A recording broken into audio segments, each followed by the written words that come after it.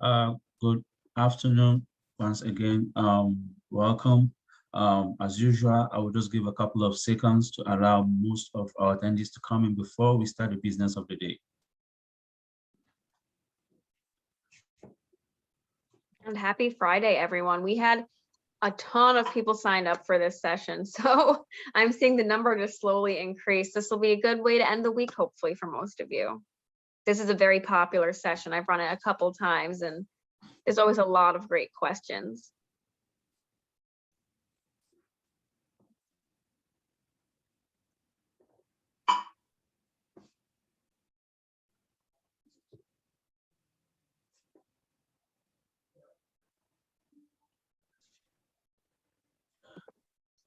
I think we have, quite a number, on our attendees list. I will just proceed and, with the business of the day, even as, the attendees keeps coming in.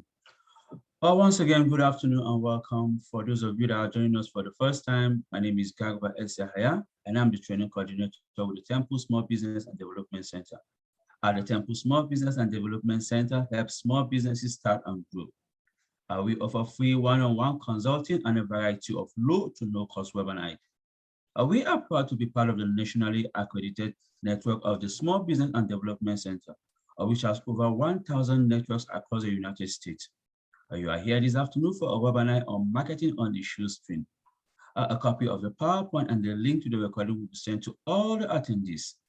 Being a webinar, all the attendees have been muted. However, we always encourage you to drop your questions in the Q&A or the chat box. Without further ado, please allow me to welcome our presenter once again, even as she takes over the floor for the presentation. Ms. Sarah, you're welcome once again. Thank you so much, Garba. And like I said earlier, happy Friday to everyone. This is one of the most popular sessions we have, so I'm very excited to bring it to you once again. For those of you that maybe signed up, even if you've seen it before, maybe a couple of you are in that boat, you'll be happy to hear that I continually refine this presentation and I'm always adding new tools for you. So you will still get some benefit and learn some new things. And for those of you that are, like Garba said, either new to the SBDC, this is your first time, or just new to this webinar, welcome. And I hope you get to learn some really cool free tools to help you do marketing on a shoestring. This is an hour-and-a-half session and it's jam-packed. But I don't want to just have it be me sitting up here talking in front of you. Like I said, it's a Friday, it's afternoon, maybe lunchtime. Either you're exhausted from the week or you're getting excited for the weekend. But either way, I encourage you to ask questions throughout the session, put them in the Q&A, comment and connect with each other in the chat. And we will keep ourselves engaged for this Friday afternoon. I'm going to be looking at the chat, and Garba will also be reviewing the chat for me as well as we go through, so I don't miss anything. So like Garba said, this is just a reminder that Temple SBDC is one of many SBDCs in Pennsylvania and across the United States. And if after this webinar, you're looking for additional services, we have more services to help you with that next step. We offer one-on-one consulting. And some of you that have maybe seen me teach before might have noticed I put a new logo in the corner of my screen today because we just launched a statewide digital transformation program where we have just hired a bunch of new staff to work on social media auditing, website creation, website updating, and social media assistance. So if that's something you're interested in after hearing a little bit more about some of these cool tools we'll talk about today, I encourage you to sign up for advising at Temple SBDC so we can take those next steps. So my name is Sarah Mayu, and if this is your first time seeing my face, I'm happy that you are here with us today. I love teaching these webinars. It's probably one of the favorite things about my job. And why am I qualified to talk to you about this today? I use almost all of these tools we're going to be talking about in my own life here at Temple SBDC or at my previous jobs where I worked in different marketing roles. So these are all legitimate tools that can help you save time, save energy. And I am currently our program manager of digital transformation here. So I'm a subject matter expert in this area. I've worked on nonprofit marketing in the past. I'm a solopreneur, so I know what it's like to be in some of your position where you're trying to advocate for yourself and for your business. And it's hard when you're a one-man shop or even a 2-3 person shop. Even if you have other employees, you as the business owner have to be the first advocate and that first wall, right? That people have to push through. You have to push to people on social media. So this will be something that is very near and dear to me. I love these tools, and we'll just jump right in. So what is the agenda going to be? Like I said, this is a jam-packed session. So we're going to start with just describing what marketing on a budget means.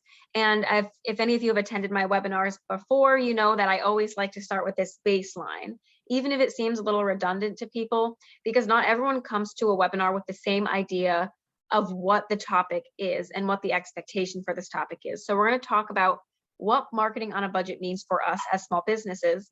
And then we're going to go through where you will start with this process, designing your content. So a ton of tools that will help you design content for your marketing, scheduling your content. So a bunch of tools that will help you figure out how to get your content out on social media in an efficient fashion. And then I have a host of other useful tools that we will also be sharing with you. And then of course, I'd be remiss if I didn't give you next steps for what to do after you've attended this session. So I just saw someone ask in the Q&A if this will be recorded and sent to attendees. Yes, it will. And I believe it will also be going up on our YouTube. So you will get a copy of the PowerPoint, a copy of the recording. You can go find it on YouTube later.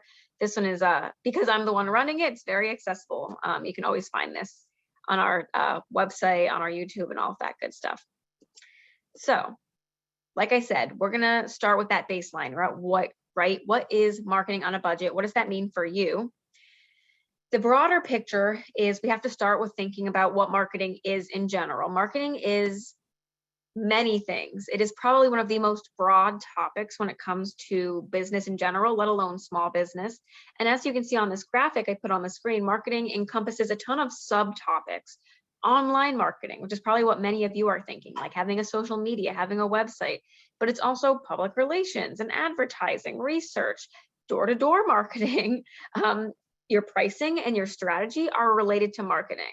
You might not believe it, but when you're thinking about what your marketing plan is going to be and how you're going to get clients, other things like your brand, your strategy, what the price point is going to be in relation to other people in the marketplace, that is all part of a bigger marketing strategy that you're trying to employ.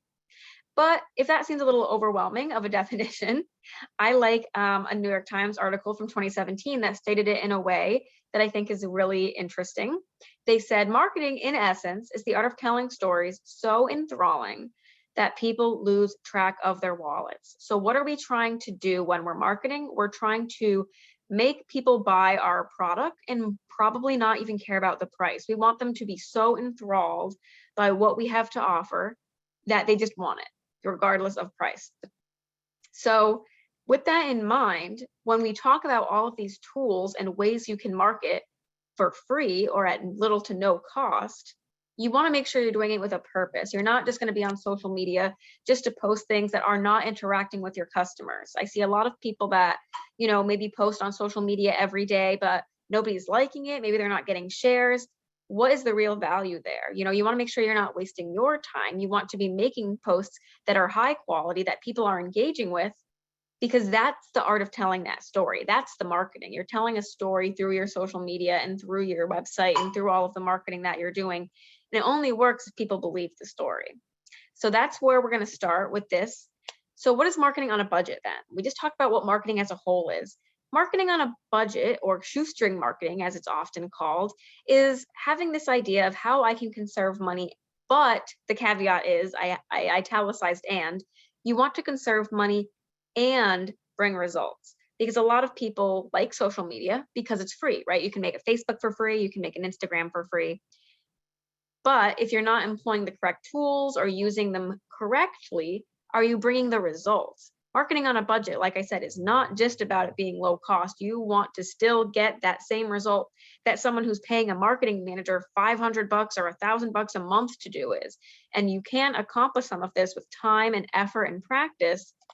But I'm just putting this out here for all of you small businesses. Marketing, I know, is one of those last things when you're busy and you're trying to get everything else done, but you still need to bring results for it to be worth your time. And I put an FYI here just for everyone so they're aware. Yes, everything we're going to be talking about in this session is free. But in case you were curious what the baseline looks like, small business owners on average spend 7 to 8% of their gross revenue on marketing and advertising. So some of you that are maybe more established might be saying, yeah, I already pay for some, Facebook ads, for example. Some of you might be brand new and saying, I have no money to spend on marketing, Sarah. That's why I'm in your webinar today. And I totally get that. But I'm just letting you know, as you continue to grow and you continue to go on the small business journey, what the average looks like. There might be a time where you want to invest in marketing when you have that extra collateral or you have additional cash in hand to do so. And now you just can kind of compare where you're at to where many small businesses fall. So what can you do that's completely free? The point of this webinar is all free. So free, no cost. I'm sure you're all very excited. That's a big buzzword. So how can you accomplish this? One thing that I always recommend is take a look at blogs. If you have an industry or you're a business where you can write things that are interesting to people or share information or share even a blog that has like pictures intertwined into it and integrate that onto your website, or just write articles and share them on your LinkedIn. That is free content that you're making. You're making content that you can then engage with people, that you can create as evergreen and use time and time again. That's something that I think many small businesses don't take too much of a look at because blogs take a lot of time, but it is something that is completely free for you to make. What else can help you do marketing on a budget? Having a presence on YouTube and social media. We talked about that a little bit already, right? Social media is free and being on YouTube is free. And YouTube is the world's second largest search engine, and videos get 8 times the engagement on basically every single platform. So if you weren't already thinking about videos in any aspect, I don't want you to stress out, but just start considering how video can help you grow your business and get more engagement without having to spend that extra dollar. So certainly having a presence on both of these platforms is important. You're probably thinking, yeah, Sarah, I knew that already. I promise we're going to get to the good part, but I want you to think about things that you can do just with what's inside your head.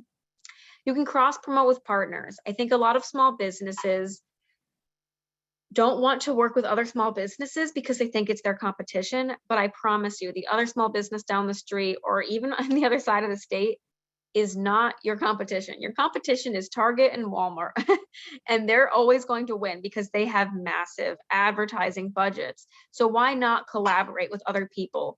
Do a whole, you see these Main Street marketplace type vibes, especially a lot during the holiday season. Cross promote. If you're a bagel shop and you're right next to an ice cream shop, for example, like do something where you get joint discount, or if someone walks into your store for a bagel, they get a 10% off for the ice cream shop next door, or something to that effect. You can do that with online businesses as well. But think about ways you can collaborate with those who are around you, or collaborate with resource partners. Get advice from people like the SBDC or SCORE, SCORE of Philadelphia. There are plenty of places that you can get free information and cross promote with partners. Utilize user-generated content. This is one of my favorites. This is something that doesn't take your time or your money, but if you're doing marketing correctly online, your users will create content for you. And what do I mean by that? For example, if you have an Instagram and you're asking people to post pictures of that ice cream, right? You're that ice cream shop. They might go to your ice cream shop, take a picture of the ice cream, say, this is the best ice cream I've ever had, tag your shop in that post, and post it to their friends and family. So they're reaching people that you couldn't have reached on your own, but because you've created that story and they've been enthralled by it, they are now advocating on your behalf. It's always great when you can get user-generated content. And we're going to talk about tools that will help you find when people are talking about you so that you can then capitalize that and make it go even farther. So those are some of my first free things that you can utilize. But of course, the big thing for today is, what else can you do that's free? Use free tools. There are a ton of tools online that you can use that are no cost. And that's what the bulk of this presentation is going to be about today. So where do we want to start? This is the next part, right? So we just went over what marketing looks like, what marketing on a budget might look like. There are obviously a ton of strategies for marketing on a budget. What we're going to focus on today is talking about free tools that will help you. But before I transition to talking about all of these tools, I really want us to once again consider, where are we starting from? I think, it can be very overwhelming to think about marketing because it's so big, right? That first slide I showed you, there's all of these moving parts inside of it. But for you to be successful, you need to have some kind of marketing plan. And I'm not saying, write up an essay for me, but start taking some notes, maybe scribble some ideas on pieces of paper to define what your strategy is going to be. What is it that you want to accomplish Who are you trying to reach? These are all really important things to consider before you even download any of these tools I talk about today, because you're not just thinking about your business and their return on investment from a cash perspective, but your time is also money. And you don't want to waste your time utilizing social media and downloading all of these apps and tools if they're not going to do what you need it to do.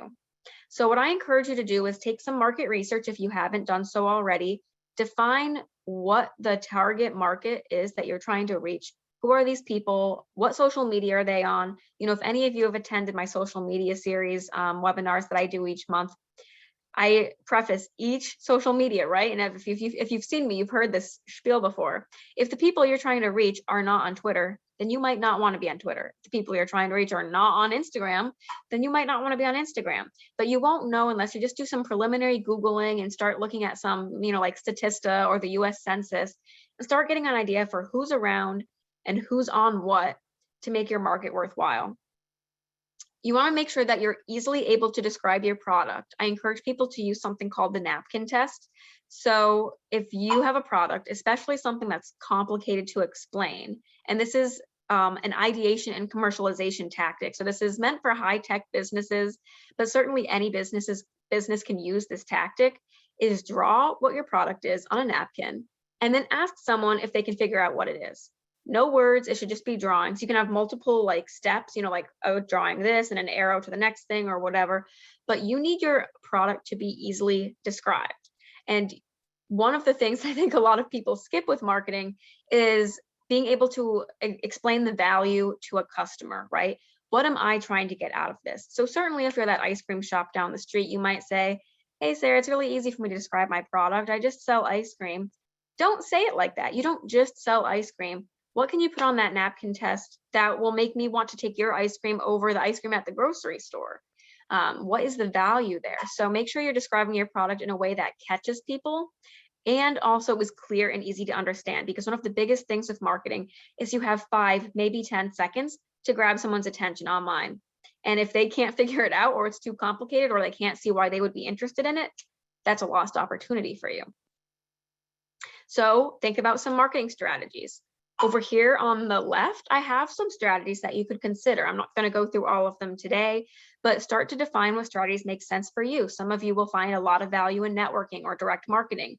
Others might just want to do online stuff or some people want a website. Others don't use a website at all. They just do all of their work on a brick and mortar or a Facebook, or they use a third-party platform like Amazon or Etsy. So the same marketing strategy isn't going to work for everyone, but start thinking about what you want to try. And certainly iteration is the path of life for small businesses. So if you try something and it doesn't work, you can always try something else. But it's good to have an idea of what you're trying to accomplish. Define what your budget's going to be. You might be saying, Sarah, I'm attending this webinar because I have no budget. That's fine. But make sure you know that. Like if you know that your budget for marketing right now is $0, just make sure you're defining that for yourself, because it's also going to help you figure out what strategies do and do not make sense for you. Or maybe you want to spend a little bit of money, but start thinking about what is worth it to you to spend money on. And lastly, the most important thing from this slide is set marketing goals.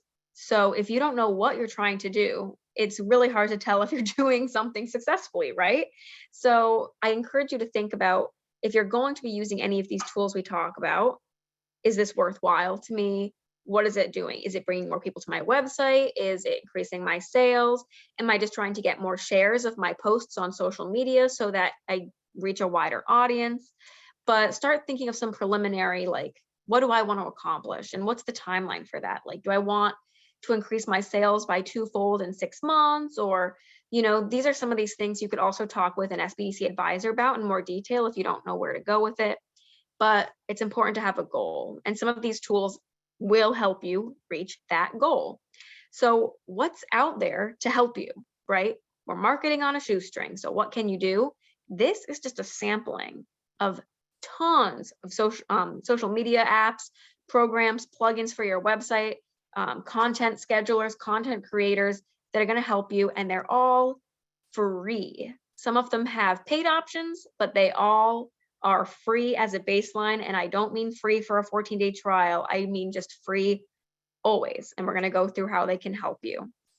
So before I jump into the first step, I'm going to just take a look at the chat and Q&A and see if we had anything going on in here. Someone said, what if you sell a service such as coaching? Can you still do the napkin exercise? Definitely. Definitely.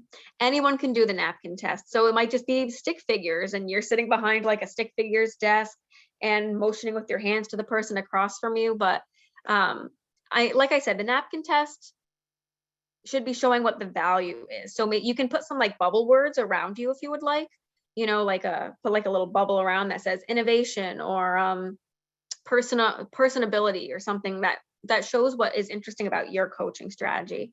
And I'm more than happy to talk to people offline about that as well. And then someone else said a similar thing. I have a service organization. I can never figure out how to apply this information to my industries. Let's have a conversation then. Let's have you meet with a consultant one-on-one, because everything we're going to be doing today in terms of getting things marketed, especially if you're renting commercial space and stuff like that, you can definitely have a marketing strategy around this. Very specific though. So if you have more questions as we go through, please let me know. But that's something we're probably going to want to do a deep dive one-on-one as well. Yep, Adam said he just learned about the napkin test in SBIR. Yeah, so a lot of tech businesses use this for sure. So let's get to the meat of this presentation, right? You're all like, wow, we're 20 minutes in. Let's talk about the tools. But I do this purposefully because I think it's really important that we don't just jump into things and waste anyone's time or efforts. You want to make sure you're doing this with a purpose. So I set this presentation up to be as clear as possible for you.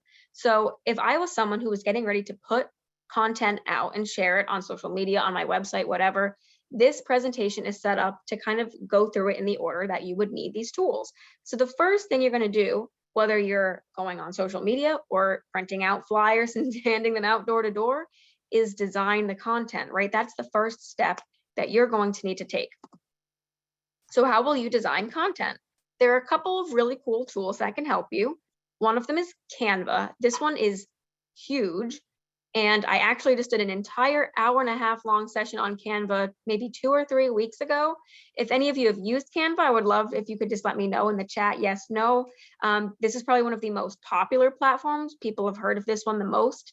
But if you have not, because I always have people in this webinar that have never heard of it, it is a graphic design platform that is free, and it has pre-templated graphics that let you make things in the right size. So it lets you make a social media graphic that's the perfect size for Facebook versus the perfect square for Instagram.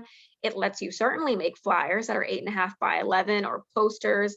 When you're trying to get fancy, like make a special LinkedIn header for your business page on LinkedIn, perhaps, they have the correct sizing for that. So compared to like Adobe Pro or Adobe Premiere, which are paid platforms that are very expensive and have a steep learning curve, it's literally a drag and drop method of creating content that is already in the size that you need. One of the biggest things that I think trips people up with graphic design is maybe they can putz around in PowerPoint or like add and copy and paste pictures and put words on top, but then making it the right size for the platform that you're putting it on is really tough. Canva automatically has them as the right size for you. People are saying, yes, yes, yes, you've seen it. All right, great. I haven't seen any no's yet. So if you are a no, I'd love to see it. But since we have quite a few yeses, I'm not going to spend too much time going into the nitty gritty of what it does. Many of you already know that there's a paid version and a free version that is always free. One of the biggest issues with the free version, as you've probably noticed if you're using it, is that some of the images are free. So you can just drag and drop images on your graphics, but some of them you have to pay $1 for. And I'm going to say, hold on to that, because you should not be paying $1 for Canva images. We're going to help you figure out a way around this. All right, we've got some people saying they've never heard of it. So like I said, it always surprised me. There's always a spread in the room. Some of you have heard of it, but never used it. So if you've never used it before, I encourage you to look at my Canva Basics webinar. It's on YouTube. Like I said, I just did that one a couple of weeks ago, so it has the most up-to-date information. But in case you are wondering what you can do with this platform to create your content,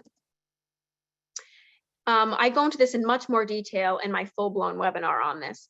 But essentially what happens is you search a template. So let's say you just want to make a flyer. You'll look at templates, and they have a ton of pre-made templates that you can just pick from. So I don't want people to look at this and say, oh, well, I didn't want to apply on hand washing 101. You probably don't, but let's say you like that it has these 4 circles and you want to use this flyer template to maybe have a flyer about your services, and it lists your 4 types of services that your business offers. You can use the template and click on any of the words, change the size, change the font. You can change the color of the background. You can change the pictures, and you can change anything you want, but it has the squares and the background structure that you were interested in. So very easy. Like I said, it's a drag and drop method of using graphics to your benefit. A lot of you said you do use it, and it's known for its user friendliness. It has a ton of other options, not trying to be overwhelming, but Canva is a little bit overwhelming compared to some of the other tools I'm going to be talking about today. This one is so inclusive in what it does. But besides offering you templates, like I said earlier, it gives you a ton of photos that you can use. So if you're in the free version, you have some that'll have a little, star or a lock. I can't remember what it looks like in exactly, but it tells you that you have to pay for it. But there's certainly photos that you can just use for free and add to your graphics. And if you want to add a photo to a graphic, it's literally a drag and drop, like I said. You can add other elements, like you can add stickers, you can add charts. If you wanted your picture to be a certain shape, so let's say you saw this picture here and you like it, but you don't want a square on your graphic, you want the picture to be a circle, you can use frames, and you will drag the frame onto your flyer and then drag the picture into the frame, and it will fit it to the circle. So we're talking about doing editing in a way that many people could not do even 5 years ago, unless they had significant experience in Adobe. And like I said earlier, you can add more fonts, you can change the size of your font. One of the things that I think is really important that Canva can do for you is it helps you create brand styles. So I'm always going to go back to that intro that I talked about, right? What's your marketing goal? What are you trying to accomplish? And you want to enthrall people, right? So you want to be consistent in your marketing. That's one of the things I think trips people up a lot is, are you using consistent coloring? Are you matching things with your logo? Maybe you don't have a logo, but you have a certain style of content that you want to stay consistent with that shows what you're about. So if you're, a very posh jewelry maker, for example, you want to make sure your marketing reflects that versus maybe the ice cream shop down the road who wants to have a more playful marketing theme. Everyone has a different theme. What Canva allows you to do is pick some of its pre-made themes here. And if you have Canva Pro, you can actually make like a designated theme that's yours specifically. But I'll say hold on that too, because I have a tool to help you with that. But even if you're just in Canva free, you can use any of their pre-made themes and make posts that all look the same. So let's say you just made that graphic with the hand washing that I did earlier, and it was all in blue and you didn't change all the colors manually. That's okay, because you can then go to styles, and let's say you like this tan colored style. You can click on it and then click apply, and it'll literally apply it to the flyer you just made. And you can do that for all of your content. So you can either start with the colors or then go in after the fact and have it apply it. Really easy and really clean way to keep consistency in your branding. Canva allows you to do audio and video. Not going to spend a ton of time on that today because I did a whole session on it. But like I said earlier, video engagement is significant. So what Canva allows you to do is it has like stock videos for you. It has stock audio. You can upload videos if you had some yourself, and allows you to create little snippet videos that you can then put on social media. I know that sounds a bit overwhelming at first, but like I said, there's a lot going on in here. And you can even integrate other apps into Canva. So what a lot of people will use Canva for is they'll connect it to their Instagram so that you make your Instagram square graphic on Canva, and then you can click send right to Instagram and have it post to Instagram. Same thing with Facebook. You can have it integrate with, this is just a sampling. There are literally over 100 applications that you can integrate Canva with. So I start with this one because it's the most used. It does the most for you in terms of creating the content. And there are tons of ways you can add it and integrate it. Would it give the color hex, Faye? Yes, it gives you the color hex. And if you have a hex of a color that you like, then you can then put it in here and have it, and you can save it as well. So yes, it's good. It's very good at helping you find whatever it is. Our YouTube channel, someone asked, is just Temple SBDC. So if you go to youtube.com and then in the search bar, you can just type Temple SBDC. and it'll come right up. You can also always type my name, and then it'll show you all of my videos as well, whatever you're trying to find. Someone asked, if I paid for a design, is it just mine or can others use the same pictures? The design you make is just yours, but if you use any photos on Canva, other people can see the same photos on Canva. So you do run that minimal risk that someone in your same network used like the same stock image as you. So it's not like if you pick the image, then it's gone from everyone else. But if you design a graphic, no one else can use that graphic without your permission. That's now your IP, you know, that's something you created. That was a good question. All right, we got a ton of questions here. Yes, people love Canva. Some people have never heard of Canva. Okay. All right, and since someone asked about logos, I am going to hold on to that one for later because we do have something that we'll be talking about for that. And someone asked, we'll be hosting another webinar for Canva, hopefully in the new year. So I'm thinking maybe February and March, which I know is far away for you guys, but I run about 2 to 3 webinars a month personally, and I'm always trying to rotate through the topics. So because I just ran Canva like 3 weeks ago, it'll probably be about 3 months before I do it again, but you can always find us on the YouTube channel, or we can schedule you with a consultant who can walk you through it as well. All right, but yeah, Canva is pretty cool. So I told you to hold on, right? Because even if you can certainly pay for a Canva Pro if you would like, but there are a lot of things that Canva Free will do for you that is perfect, but it's just missing those couple of things, right? So one of the things I mentioned is you can't make your own brand kit. It just gives you some templated brand kits. Let's say you don't like their brand kits, or you want to have your own personally identifiable brand kit. You can use this free platform. It's called coolors.co, and it is a color scheme generator. So maybe you know what colors you want. Someone asked out hex codes, same thing here. You can put some hex codes in. If you, for example, knew 2 hex codes that you like, you could put those 2 in, and then just click tap, and it'll just start sorting through other colors that the system knows look good together, and it'll help you pick your colors. So most people have 3 primary colors and 3 secondary colors. You can see that here, 1, 2, 3, 4. If they just do the 5 here, so maybe 2 primary and 3 secondary, it'll pull it for you, but it can help you come up with what you want your color scheme to be. If you have no idea where you want to start, that's okay too. You can literally click start generator, and it'll just pull some random colors, and you can just keep sorting and keep sorting. And let's say you decide you really like this green one. If you hover over it, it has a little lock button. You can lock the green and then keep clicking sort, and it'll sort the other 4. And you can just keep going down the line until you found colors you want.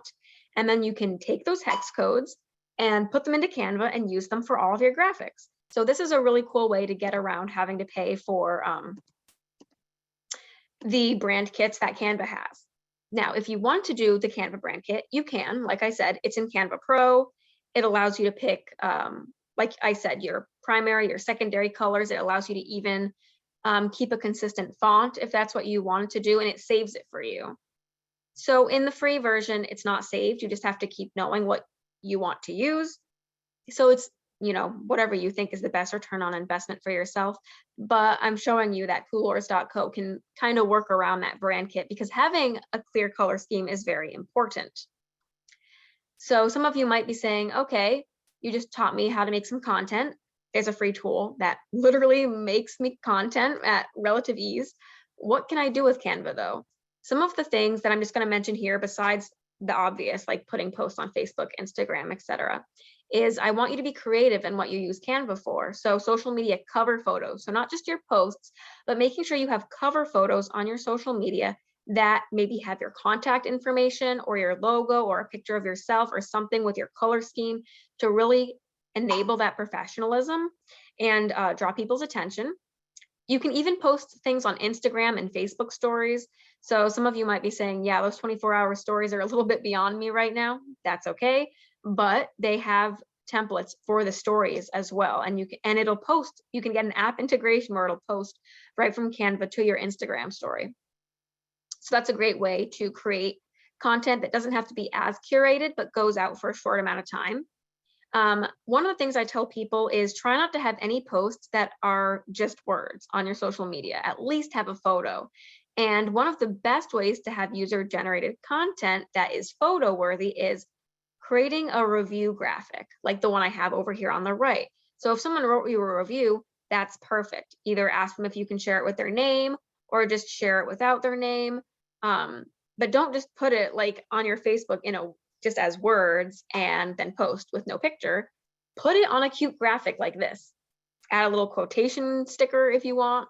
That's reusable content, way prettier, brings so much more attention to the eye, and user generated. That is like as free as it can get. You want stuff that is easy to share with others. So the whole point of being on a free platform like social media is for people to then click the share button, right? And go to other networks that you're not seeing. So their networks see it. So make sure you're sharing things that people are gonna want to then send out to others. We talked about brand consistency already. So make sure you stay consistent with your coloring. And you can even make short videos, like I said before. So there's really a lot to be said for the system.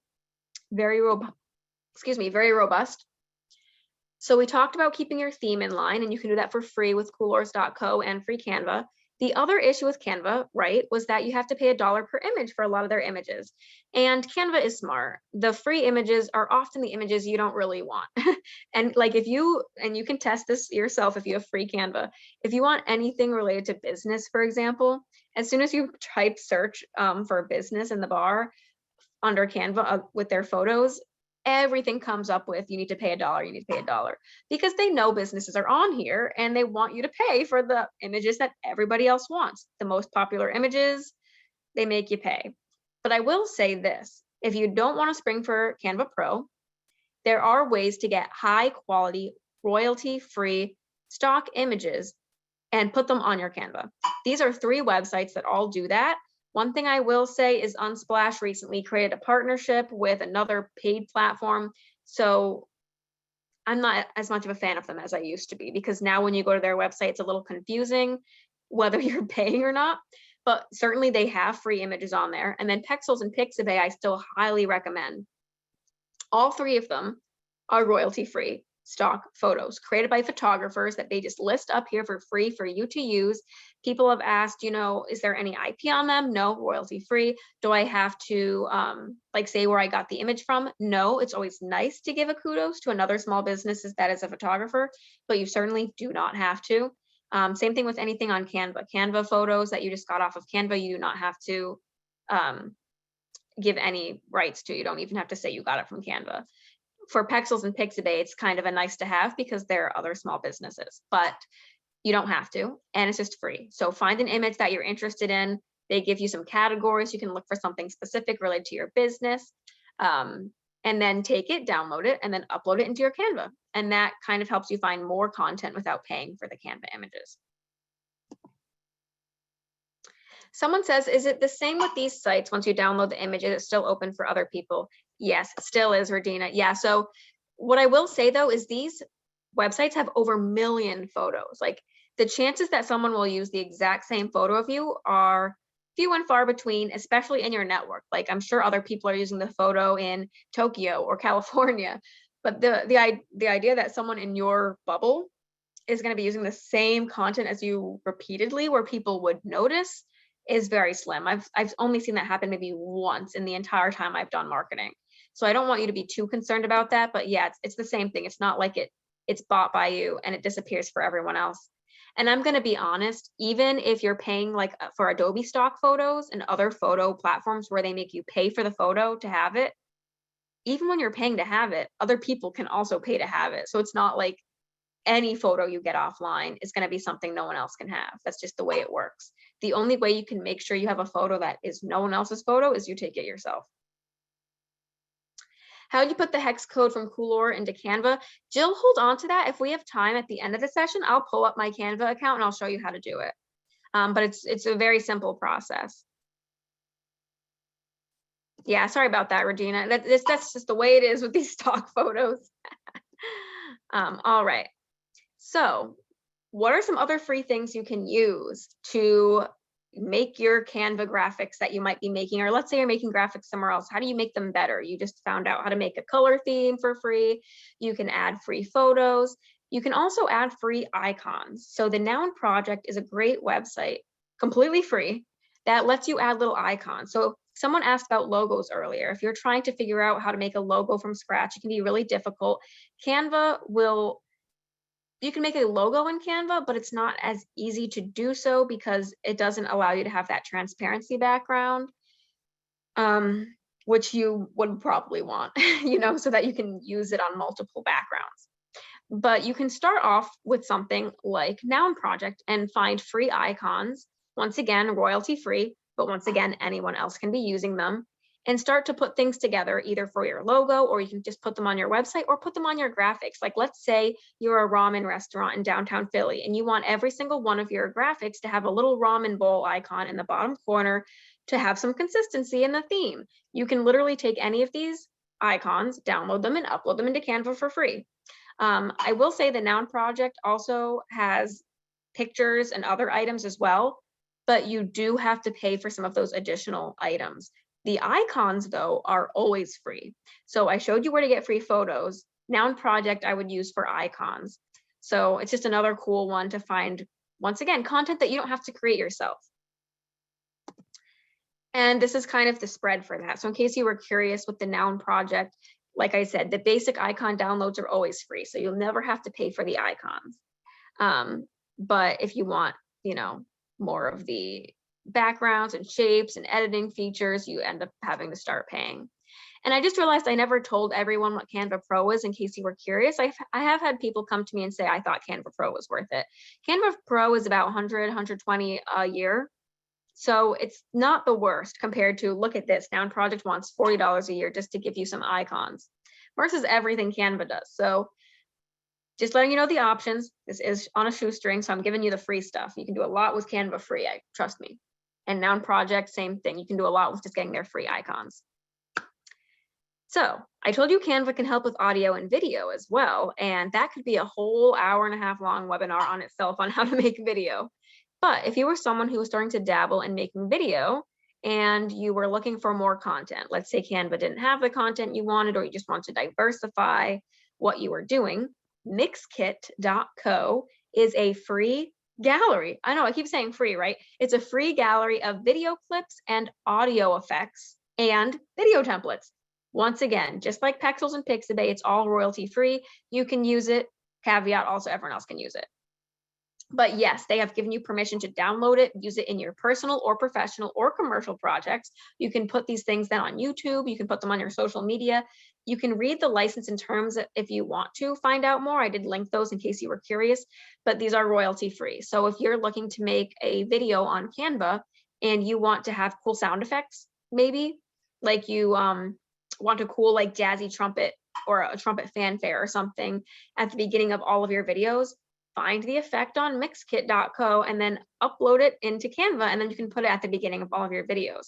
You can do the same thing with any other video platform. So if you're using something fancier than Canva to do your videos, same thing. You can just upload any of the audio or video templates from this platform. So once again, completely free. It also has music. So if you want to put music in the background of like a silent video you were making, really cool stuff here. So one last thing in terms of design and content, because I know this is heavy. I told you, I warned you, this was going to be a lot of stuff, but hopefully you then take this recording and you take the PowerPoint and you re-look at all of this stuff and go, oh my gosh, I can use this, I can use this. So another cool design content that is free is Vengage. You might be asking, why didn't I put Vengage up at the top with Canva? Because Canva does a lot more in the free version. Vengage is really meant for paid users. They have a free version that does a lot, but just not nearly as much as the free Canva. Vengage is meant not for graphics as much as specifically infographics. So like I said, on Canva, you can make social media posts, banners, flyers, you know, stuff for coffee mugs, whatever you want. Vengage is specifically meant for infographics. It has over 100 different infographics. When you get the page, it's like thousands. And this is what an infographic looks like for those of you that don't know what I'm talking about with that terminology. Infographics are the kind of like long rectangular graphic images, but they're informational. So it's not just a picture with some words. It's meant to be mostly words, and it's portraying something in particular.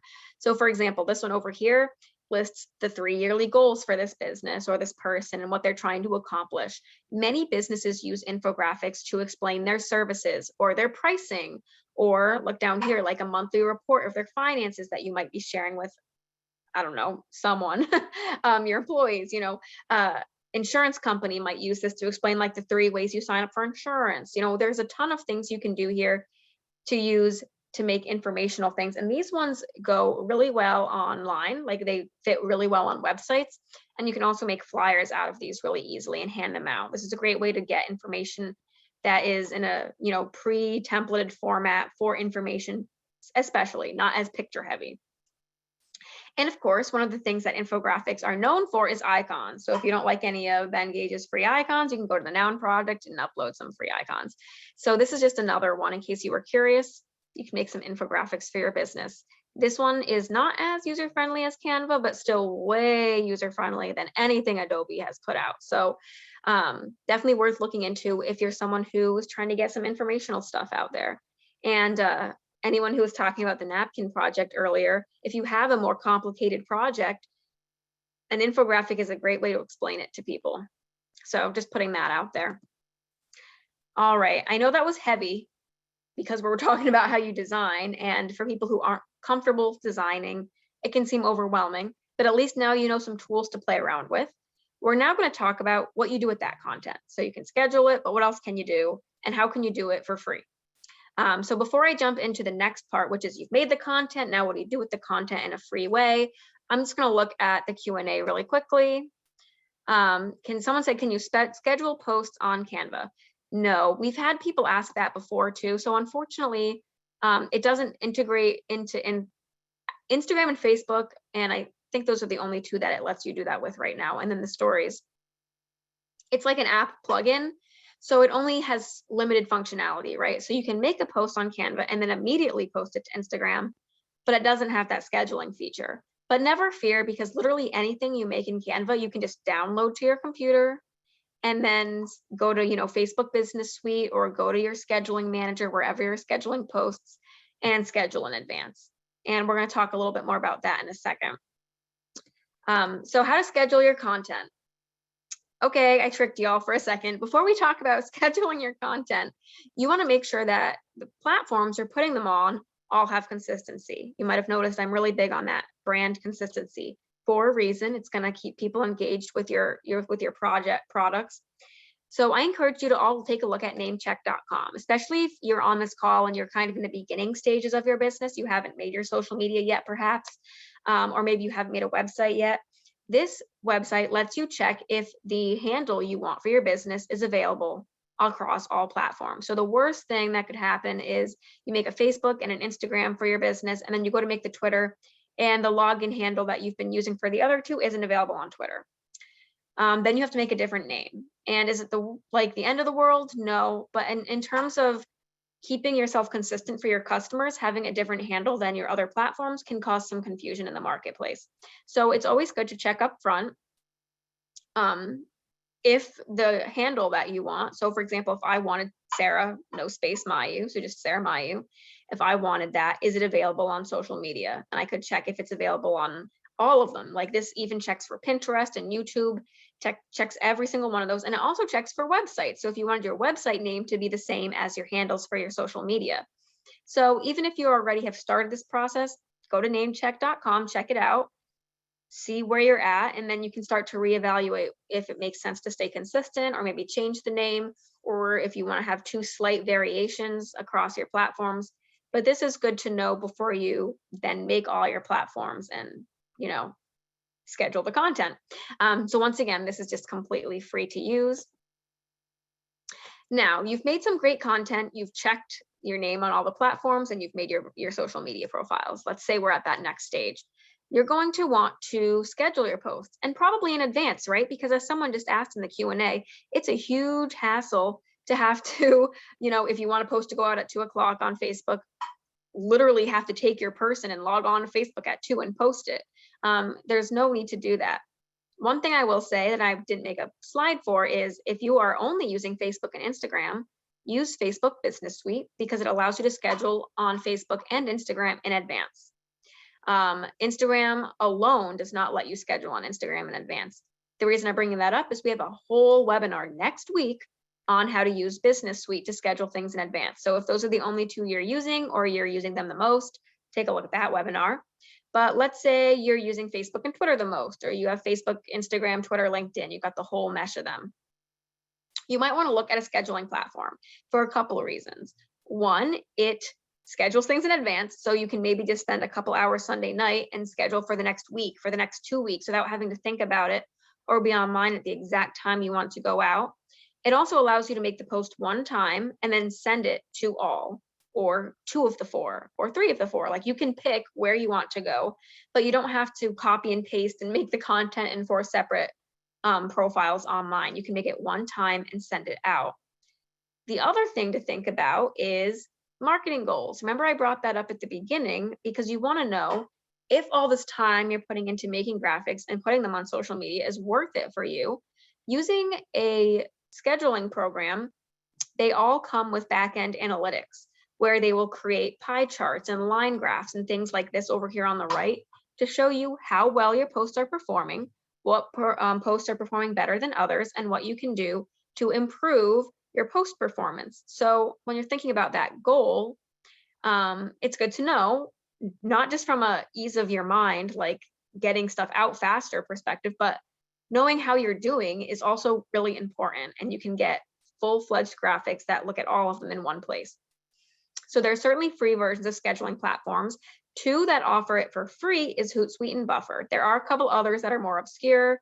There are some big wigs out there like Sprout Social that is never free. That one is very expensive. But Hootsuite is certainly one example, and Buffer is another one that people use very often. I'm pulling Buffer in here. This is another slide I added because the last time I taught this, I was recommending Hootsuite over Buffer because Hootsuite is a little bit more user-friendly. But in the free version, they were giving you 3 accounts, which is not the end of the world. Like, if you just had Facebook, Instagram, LinkedIn, then 3 accounts for free is worth it. But Hootsuite is down to 2 accounts. They just changed that over the last 4 or 5 months. So you can still take a look at Hootsuite. It is free, but it's only free for 2 accounts. So if you have more than 2 social media profiles and you want to schedule all of them at the same time, then you end up having to pay. Buffer is free up to 3 channels. So you can have 3 accounts on Buffer still. So at this point, in terms of getting the most bang for your free buck, Buffer is leading the pack a little bit. And then even when you go to the paid version, this is still cheaper than Hootsuite and many of the others. So I'm just putting that out here as an FYI as you're deciding on your scheduling platform. But let's take a look at Hootsuite because, like I said, it's the most user-friendly, and Buffer looks pretty much exactly the same. But what would you do? You are in the scheduling platform, and most of them have like a little calendar where you can see what you have going out. You can see the Instagram icon means that's where it's going versus you have something going out on Twitter on Wednesday. And what you can do is you can look at the analytics, surely. You can publish any kind of post, and you'll just click make a new post. And like I said, you will put the text, you will upload the picture, maybe the picture you just made in Canva. And then you will decide where you want to post. So like I said, just because you have multiple profiles hooked up doesn't mean it has to go to every single profile every time. You can choose if you just want to go to Instagram and Twitter this time, for example, or all 4 or just 1. But the point is it'll go to them and you only have to make it once. And then you get to choose what day of the week, what time. Normally in the paid versions, they give you recommendations for best times. I don't think the free version does that as much, but you can also just Google or talk to an SBDC advisor about best times to post on social media. But the big return on investment for you here is your time. You only have to make it once. So this is a lifesaver, and I hope you can start considering, like I said, the Hootsuite or the Buffer based on what's available freely at no cost. What else can you do now? So we've scheduled the content, but some social media platforms really need hashtags to do well. LinkedIn and Instagram, for example, hashtags are very big there. And I've had a lot of people ask me this question, so that's why I included this in the slides, is how do I know what hashtags to post? And can someone help me come up with hashtags? I mean, it can be tedious to come up with hashtags. And honestly, like I said, time is money. It's time in your life to just start writing down all of the hashtags you think you could use. Why don't you use a free hashtag generator to find all of it for you? So this is from inflact.com. I included the link down here at the bottom, inflact.com, and I would just use the link right from my PowerPoint because they have a ton of different things they do. They have some free things, but out of all of the hashtag generators I've used, this one is the most clean in my opinion. So you can just use the link at the bottom of my PowerPoint, inflact.com/tools/Instagram hashtag generator. And what it will do is it actually offers you 3 separate options. You can have it generate hashtags for you. You can analyze popular hashtag trends that are currently happening for free. It just shows you them. And you can look up additional hashtag details, but it is entirely AI based, so it's very accurate. And you can search by different things. So what do I mean by that? Let's say you were getting ready to post your content on Buffer. You made the graphic in Canva, and you want to make sure that you include some hashtags in the description of that post, but you don't know what to do. You can search by a keyword. So for example, I did keyword biscotti here, and it'll bring you up a list of words that are similar or organic connections.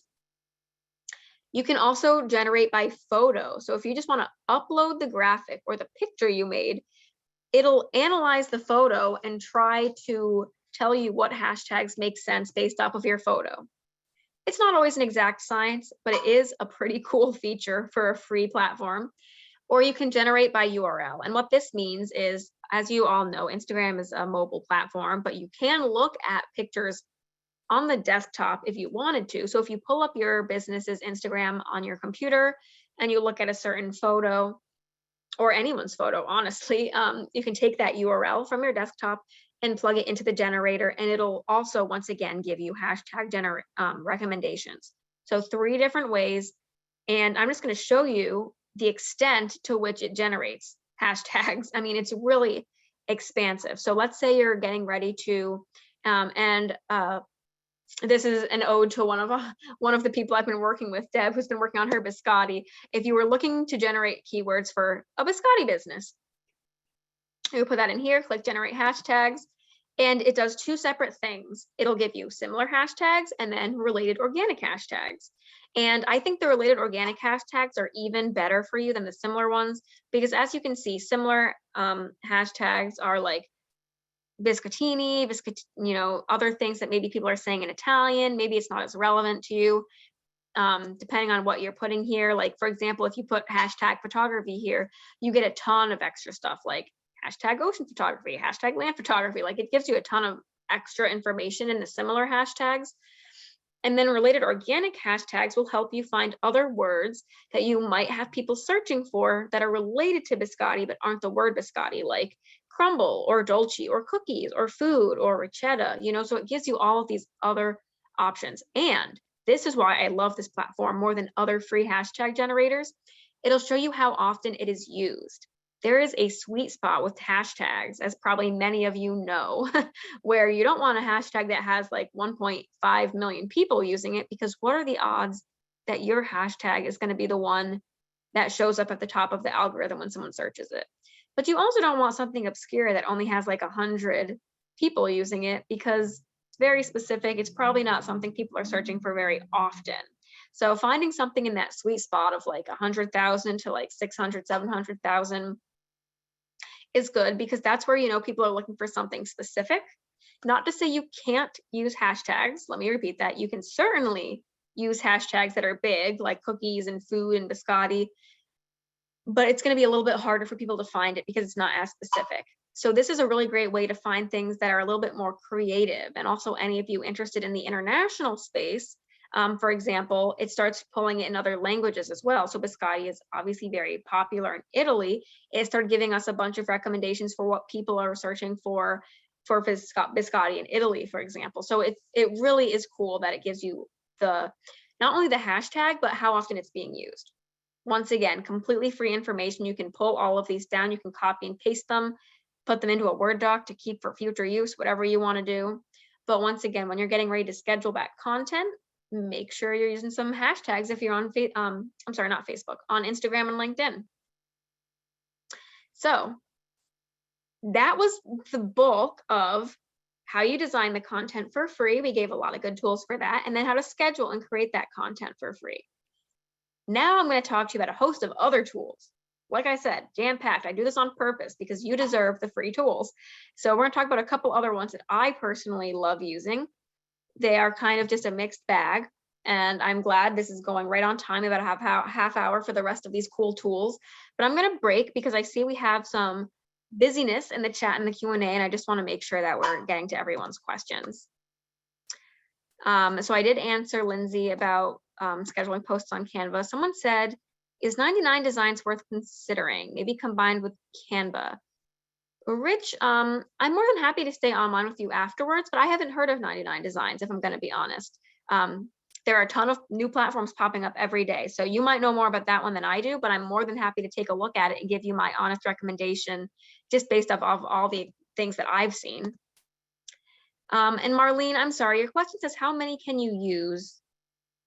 But I'm not sure what that is in relation to. How many can you use? How many hashtags can you use?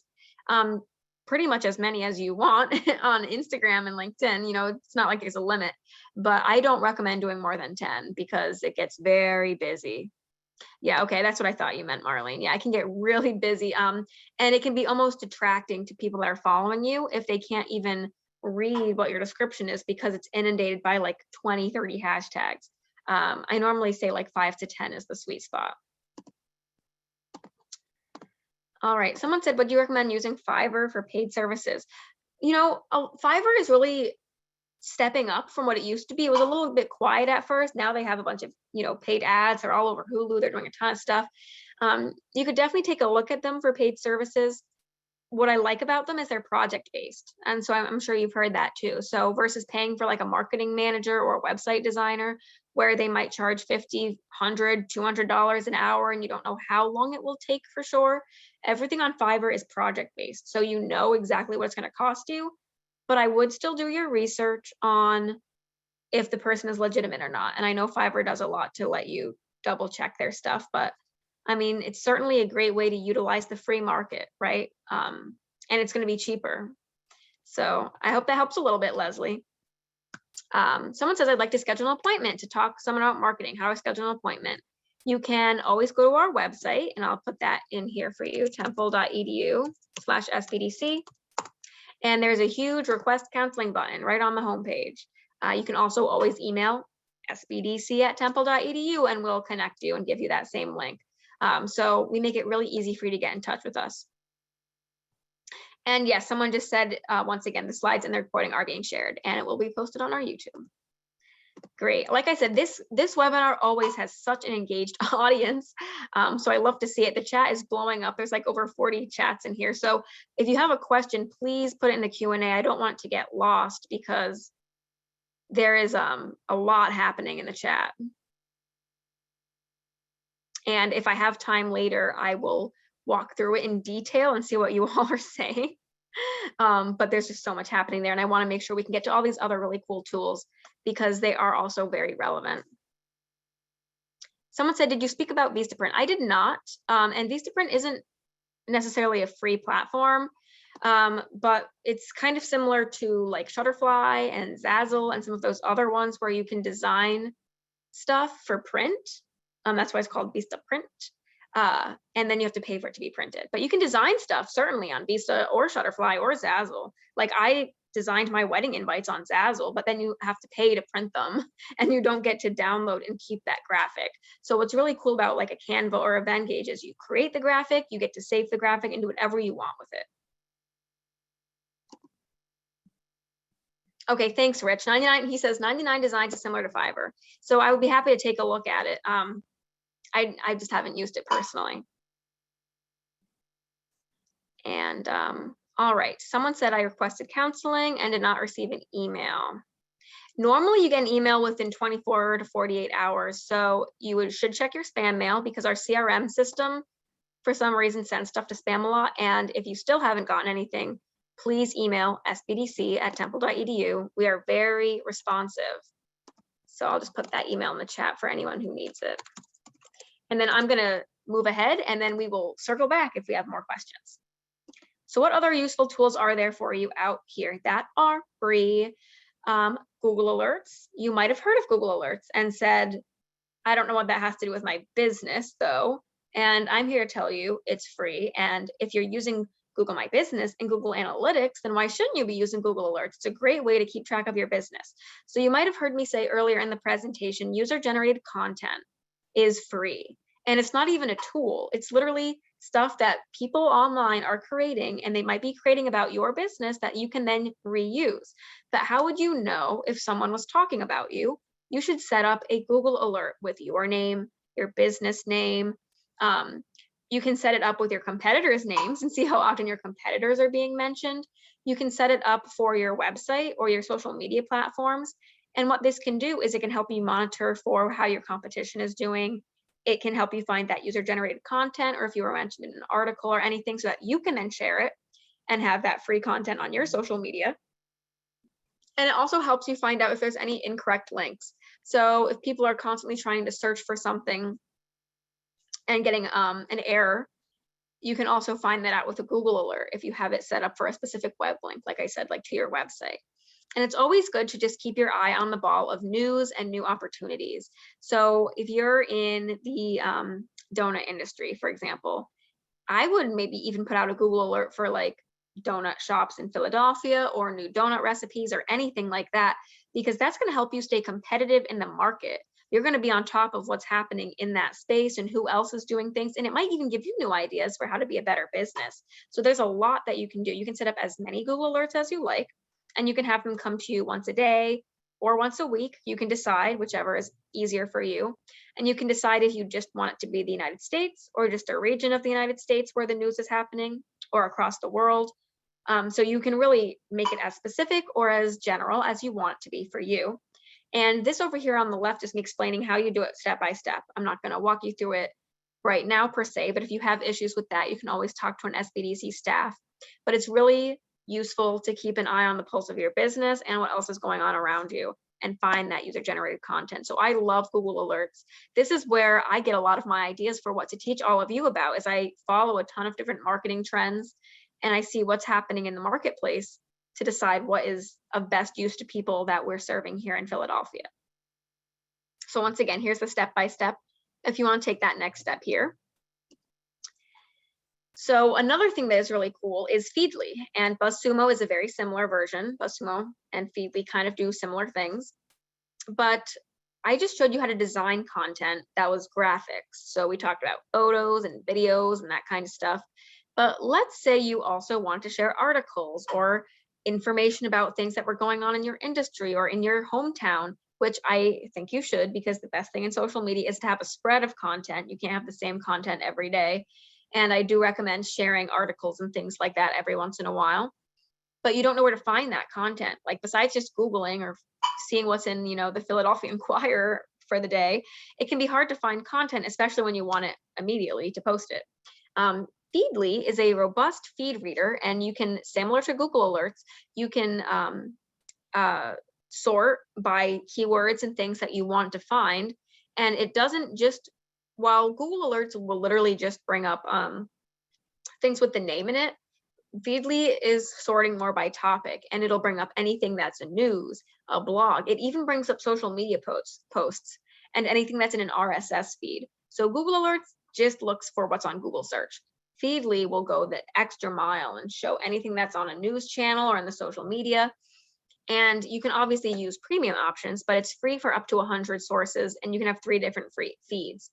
And that the feed means like 3 different filters, essentially, where you're filtering to find a specific content type. But use that content. It's free for you to share. It's anything on here is public, so you can just share the content that you found either on Feedly or BuzzSumo. And it just gives you more content to use as a small business owner without having to dig through Google looking for the next good thing to share about, whatever's going on that's even remotely relevant to your business. So definitely take a look at that. This on the bottom shows you kind of what it looks like. So it'll send you an email and say, this is what we generated for you today, and you can decide to use it or not, or save it for the future. But good to have a pipeline of different articles and information. This here is called a bit.ly link. Some of you might have heard of these, some of you might have not, but once again, completely free to use. A bit.ly link helps you for 2 reasons. One is it's a short link. It's a mini link to kind of help people get to what you want them to get to faster online. And this is used by small businesses, by like individuals, universities, Fortune 500 companies. Tons of people use Bitly links. And what it allows you to do is, let's say you want to push people to a specific page on your website, but it had a really long URL, or you wanted them to come see your new blog post, but it had a really long URL, whatever it is. You can create a Bitly link, which shortens it to bit.ly/ and then this circle, like a random string of numbers, just a random string of numbers and letters.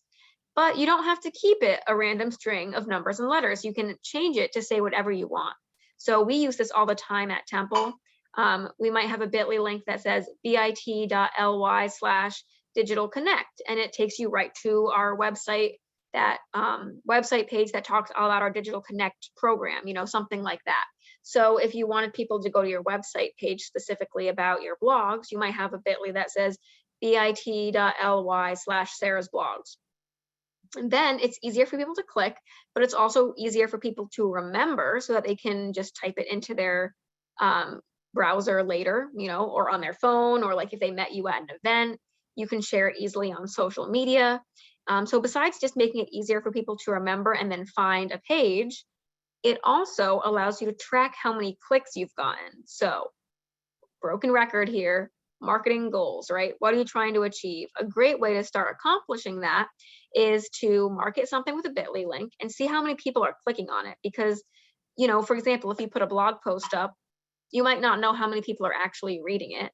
But if you make a Bitly link and put it on your social media and say, come read my latest blog post, you can then track how many people are clicking that link and get an idea of what is drawing traction and is it worthwhile. And even this is showing you right here, like it shows you how many people have clicked per day. So it can show you the traction over time as well. Like, was it most popular when your post first went out, or did it take a couple days? So you can be very creative with what you use a Bitly link for.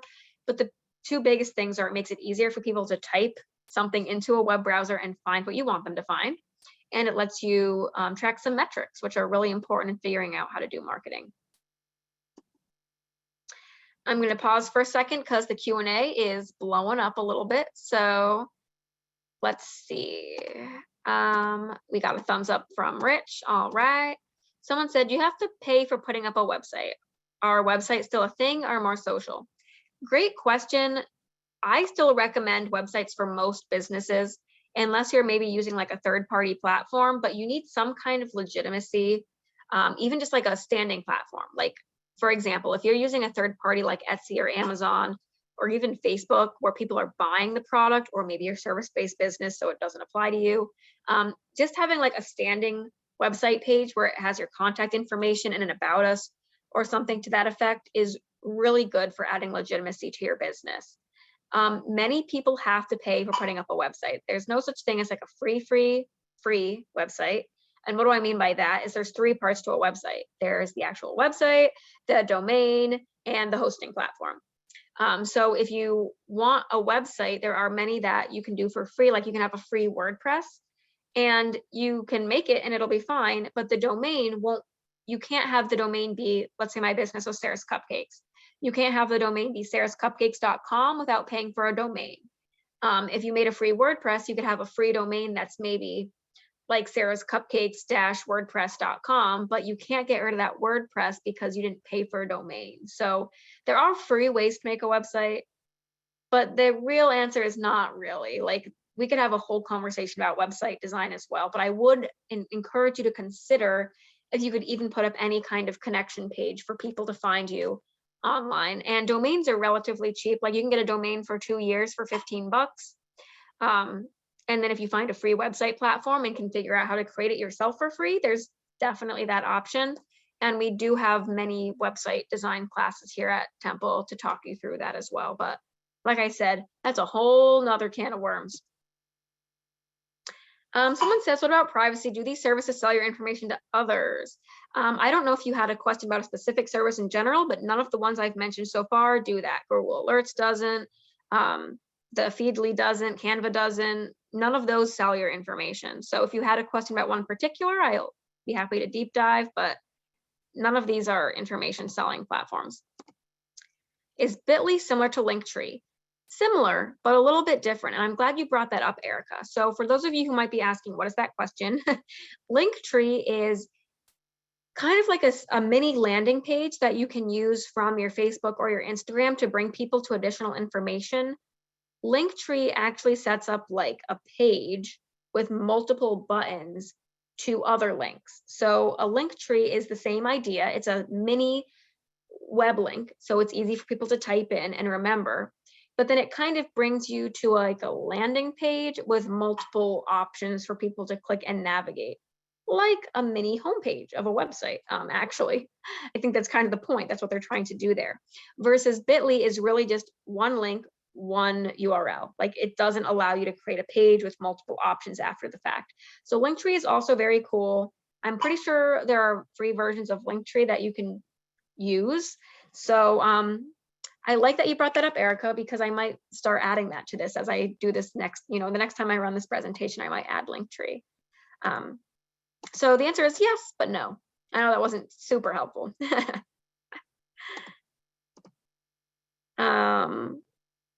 Let's see, what sites do you like for purchasing domains?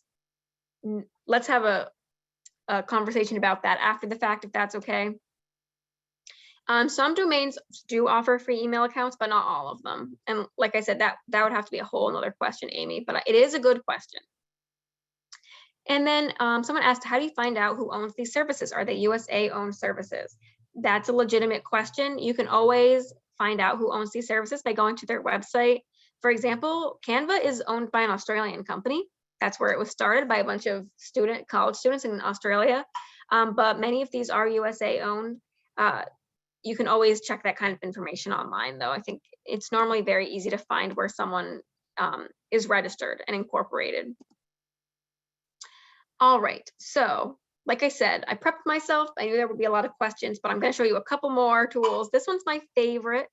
It's called Trello. If any of you have used Trello, please let me know, because I think it is very, very cool. There's obviously a paid version like there is with most things, but it is a organization platform. So you might be asking, why are you talking about organization in a marketing on a shoestring webinar? It's because this is still related. So remember how I said marketing is a big, widespread. Part of it is having a marketing strategy, but also you want to save your time and make sure you're getting stuff done in a way that is easy to remember and you can keep track of. Trello is a way to create lists, essentially, and you can add information to these lists. You can assign things to specific people and keep track of your marketing or your campaign or a new product launch or anything that you're trying to do. And it's free to use. So what does it kind of look like? Here's 2 examples of how people have used a Trello board. Trello has a ton of bells and whistles that you may or may not want. Like, for example, you can change the background to be an image or just keep it a solid color. It's not like a huge value add, but it's a bells and whistle option. But here's 2 examples of how you might use this for your marketing on a shoestring. This person over here is using it to define strategies, right? So they're using this to define goals. So they have things that they want to do in the long term here. They have things that they want to do in the short term here. They have things that are done. They have things that they want to discuss and things that they don't have a timeline for yet. So they kind of spread it out just to keep track of things. And what you can do is you can sort, like you can create color coding so you know what you're trying to accomplish based on category. Each of these little cards, you can click on it and it opens up. It opens up so you can add attachments, you can put a description, you can add a checklist, you can give it a due date, you can assign it to other people that are on your Trello. It's super cool for you to keep track of information. And if you want to move a card, let's say this was a short-term action and you're done, you just click it and drag and drop it to done. So you can move things really easily and keep track of things. And it's so clean. Like I use this for almost everything I do, personally and professionally. Now here's another strategy, and this might be how some of you might use it. You might have just a generic to-do list with, I need to rewrite my Google ad and I have to post on a new event on Facebook or whatever it is. And then when you're in progress, you can move to in progress, and then you might move it to done. So for example, let's say you had made a bunch of graphics in Canva, but you didn't want to schedule them yet. You might put on your to-do list, don't forget to post this graphic in March. And then you can attach the graphic so it's here for you, and then you have it as like a reminder of something you plan on doing in the future. Or let's say you have a social media intern or another employee, you can write things that you want to get done here and then assign them. Like, so you can just click assign, they get a notification that they've been given a task and a due date, and then when they're done, they move it to done for you. Once again, did I mention it is free? This is a free planning tool. So there's only so much I can say in a short webinar like this, but I encourage you to take a look if this is something that's even remotely piquing your interest. And like I said, you can have the free version. You can also pay for it if you were interested in knowing what that looks like. But the free version has unlimited cards and unlimited members, which is mostly what you're going to be doing in here. You don't necessarily need all the extras. All right, I have two more, and then I know this ends at 1:30, so I want to be cognizant of the fact that I want to finish up, get the survey to everyone, but I'm more than happy to stay on a little bit longer if we have questions. So for those of you that were talking about websites, Hellobar is a very cool platform. Once again, it has a free version for you to add a pop-up to your website. So many of you might have a website but not know how to make that cool pop-up. Like if you just went to target.com, for example, and you have like a giant pop-up that comes up and says, sign up now for a newsletter and you get 20% off, and you can always click out of it if you don't want to, or you can, add your email and get subscribe and get the discount. But you might be saying, I don't know how to get that on my website. Like I'm using a Shopify or I'm using a Squarespace and it's very easy, and I'm not sure how to make something like that happen. You can integrate a third-party platform called Hellobar. So it's basically just like a free app or a plugin if you're on WordPress that will create a pop-up so that when people come to your website's homepage, you can use one of those graphics you made in Canva and have it show up here. And it has 5 different options. You can have it just be a bar across the top with like a notification. Maybe the notification is, hey, we're closed for Christmas or something to that effect. You can have it pop up in the middle, like I said earlier with Target. You can have it pop up in the bottom. You can just have it be a little bell, or you can have it be a entire page takeover. So as soon as someone comes to your website, it's the only thing they see.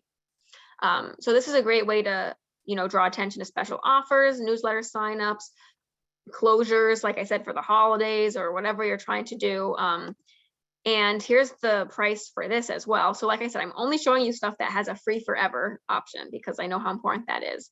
And you can do 10 pop-ups for free, and then you have to start paying. But for many of you, you might not even need to use 10 over the next 5 years or whatever. So it's a great way to continue to make your website look a little bit more professional.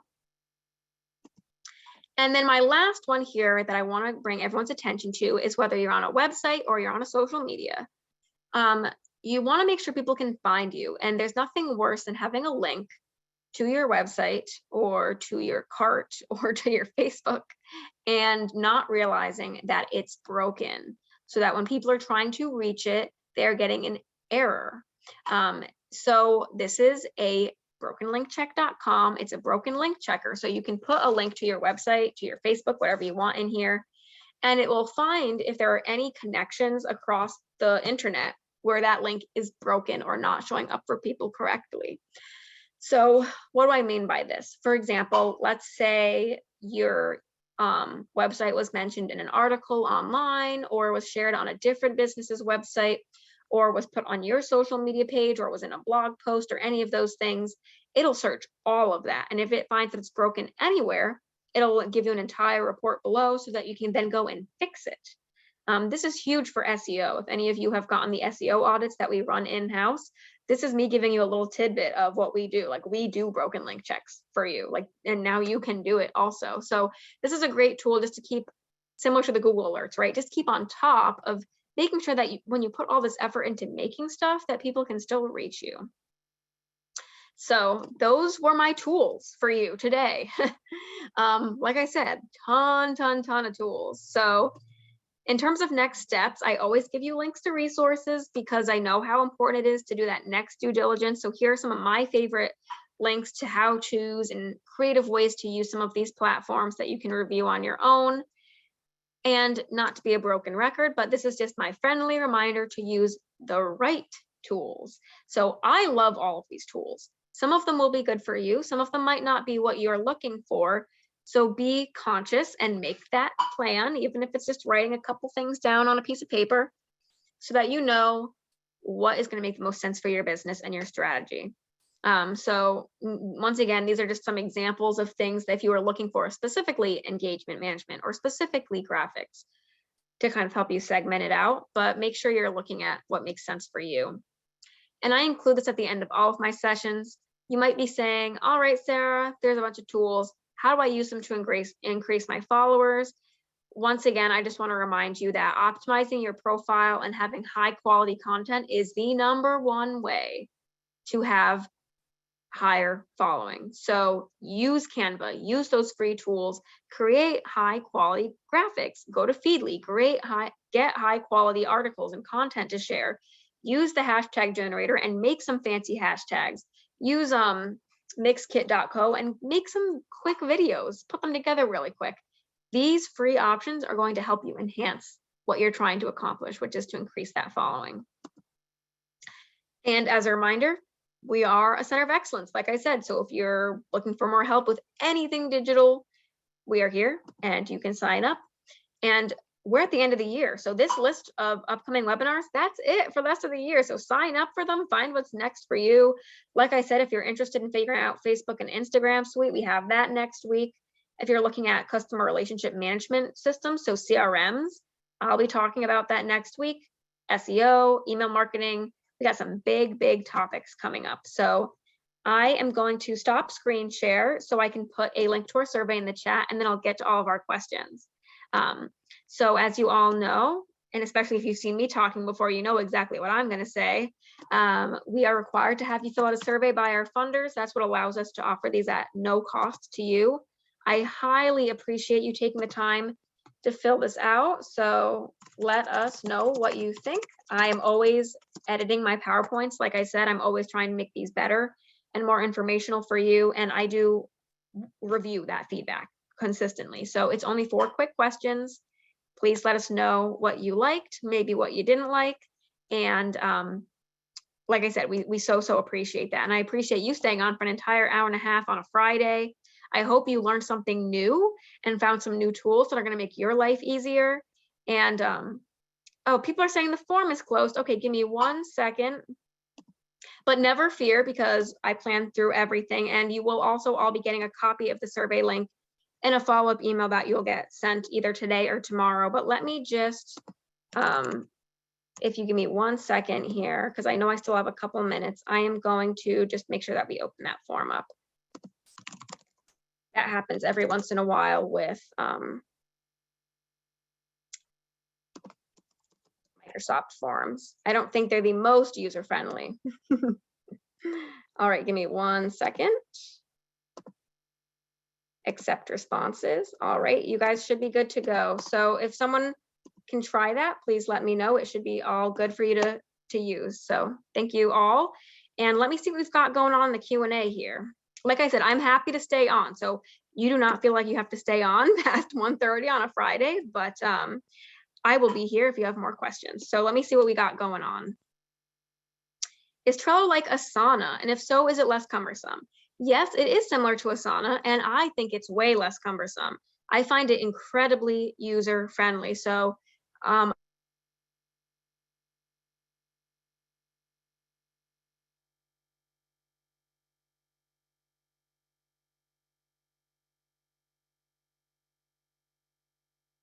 most easy for you.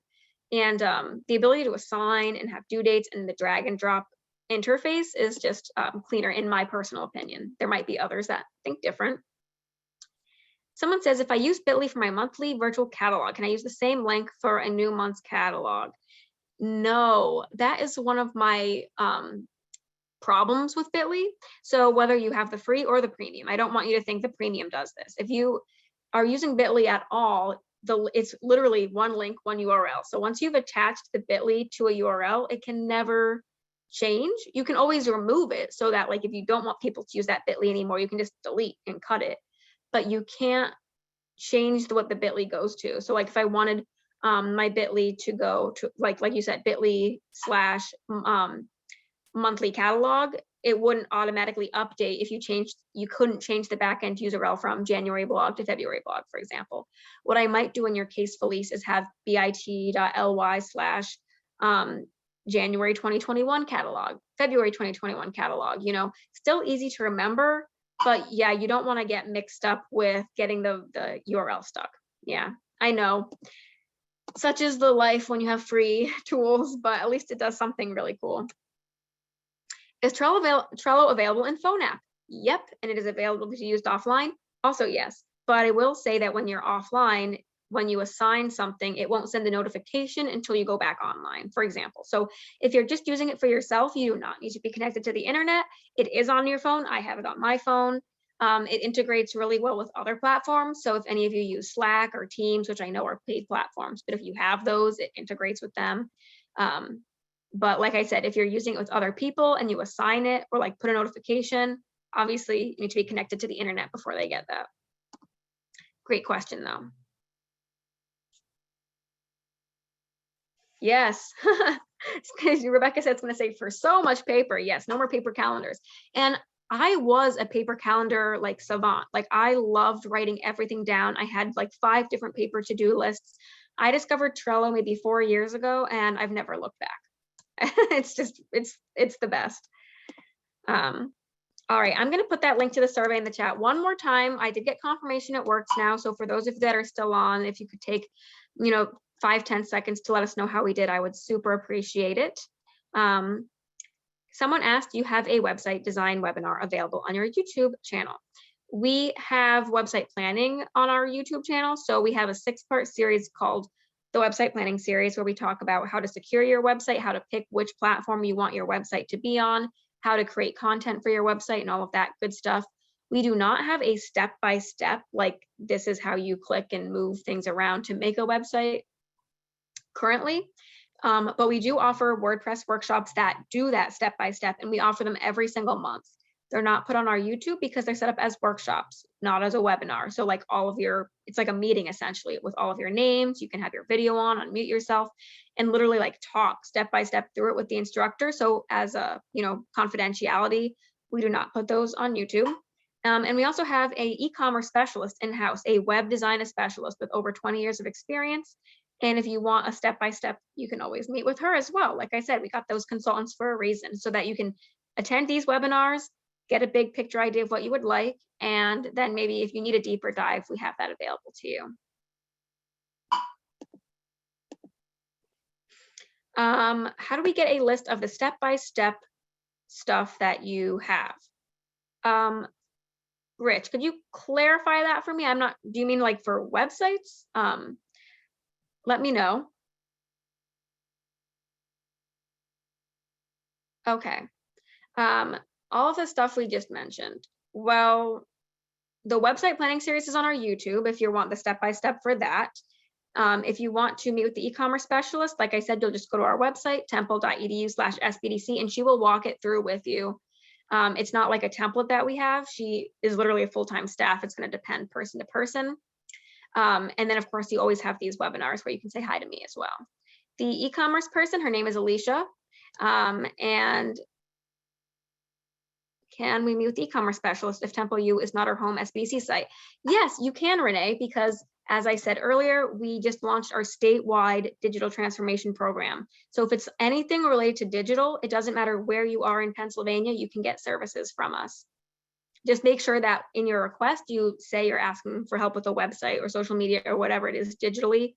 And all of our staff for PadTep, that's my new logo, it's statewide. So doesn't matter if you're in Philly, you could be in Pittsburgh, Harrisburg, Scranton. Happy to see all of you. That was a great question, Renee.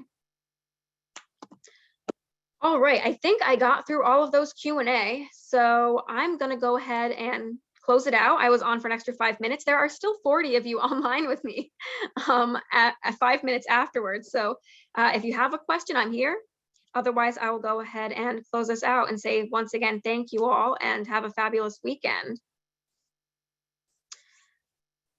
All right, let me see. Someone put something in the chat here. Okay. let me see, what would you recommend for logo design? Yeah, so like I said, logo design is a little bit tougher. What you can do is you can use icons from the Noun project or use Canva. What you're going to want to then do is make sure that you have that transparent background though. So Canva does allow you to do some fun stuff. It's a little limited though. And at this point in time, unless you have like an Adobe level platform that lets you then remove the background and make it transparent, I don't know of a free platform that does that.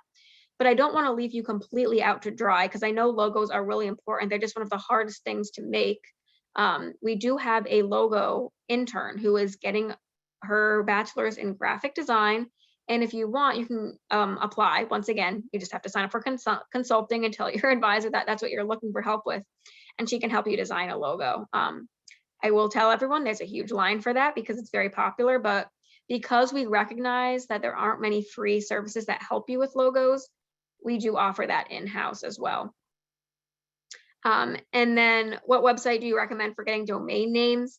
It's going to depend on the platform. So that's a great question. I think the biggest thing is going to depend on, for example, if you're getting a WordPress website, you might just want to get a domain with WordPress because especially if you're paying, it'll just be easier to have one monthly invoice, versus having two different payment providers, for example, or having to remember bills from multiple different people. But many of the templated options like Squarespace or Shopify or WordPress, where it's like a build block by block website, have domain hosting built into the price as well. So if you were looking at a Shopify or a Squarespace, for example, those two platforms do not offer free options. You have to pay because they're e-commerce channels, and they normally have the domain built right in. WordPress has a separate domain option and you can pay the $15 for it. And if you want, I think we have a list of like the top 10 domain providers for the others, like if you're just making a static HTML page or going off cuff and not using a templated website. Nada, please send us an email and I can send you that list of the top domain providers that we recommend. I just don't have them off the top of my head. So I hope that answered it a little bit. If you're using a templated website, most of them have that option. You might just want to stay. And if you're going off script a little bit, we can provide you with the list of the most popular ones. But they're almost all the same price. So one of the things that I will say, like when you get a host, for example, where you're hosting your website matters a lot more than where you buy the domain. Where you buy the domain, it's almost always going to be like $15 for 2 years, regardless. And it's just where you purchase the name. So I don't want you to put too much time and effort into it because it doesn't matter nearly as much as picking the website and picking the host. Yeah, let me pull up my PowerPoint. Someone just asked for my information. Did I put that on here? I don't think I did, but let me see. No, this one doesn't have my email either, but I'll just put my email in the chat if you want to say hi. And if you're looking for advising, please email the general inbox because you'll get responded to much quicker and we can sort you to the right person. Not asked about GoDaddy. GoDaddy is not my favorite for domains or website hosting. Their websites are incredibly templated. They're probably one of the hardest to make a unique website on. Once again, like I said, is getting a GoDaddy domain worse than any other domain? Not necessarily, but if you're going to do the package together, I would recommend looking at other website platforms first. And yes, I think you're asking a lot of great questions that would be really important for a one-on-one meeting. All right, I'm going to close out the recording at least for now, since we're getting a little off script, but I'm more than happy to stay online as we talk about other things. So for anyone who's watching this on YouTube later, this is going to be the closeout, and I will continue offline with some other questions. So